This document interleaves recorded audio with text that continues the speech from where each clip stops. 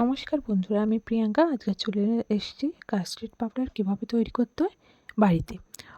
নিয়েছি আমি এখানে গুঁড়ো দুধ আর কর্নফ্লাওয়ার আর চিনি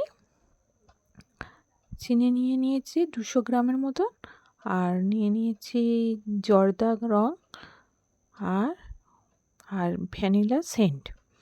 আর আমি মিক্সিং জারে নিয়েছি চিনিটা নিয়ে গুঁড়ো করে নেব। প্রথমে গুঁড়ো করা হয়ে গেছে। চিনি গুঁড়োর মধ্যে আমি দিয়ে দেব জর্দা রং হাফ চামচ, মানে একদম সামান্য পরিমাণে দিয়ে দেব। তার মধ্যে দিয়ে দেব গুঁড়ো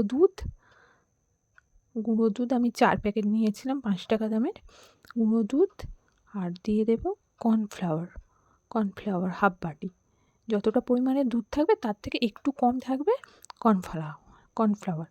আর এদিকে আমি 5 টাকা দামের এই দুধটা নিয়েছিলাম, খুব ভালো দুধ, মানে ভালো লাগে বলে এইটা নিয়েছি। আর এই দিয়ে দিচ্ছি ভ্যানিলা সেন্ট সামান্য মতন, যাতে একটু গন্ধ হয়।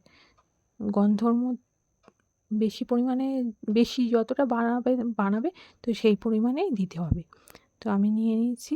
এবার আমি ওইটাকে আবার মিক্সি জারে ব্লেন্ড করে আমি দেখাচ্ছি।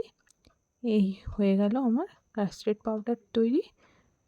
ফোনেতে এমনি লাগছে, কিন্তু সামনাসামনি খুবই সুন্দর হয়েছে দেখতে।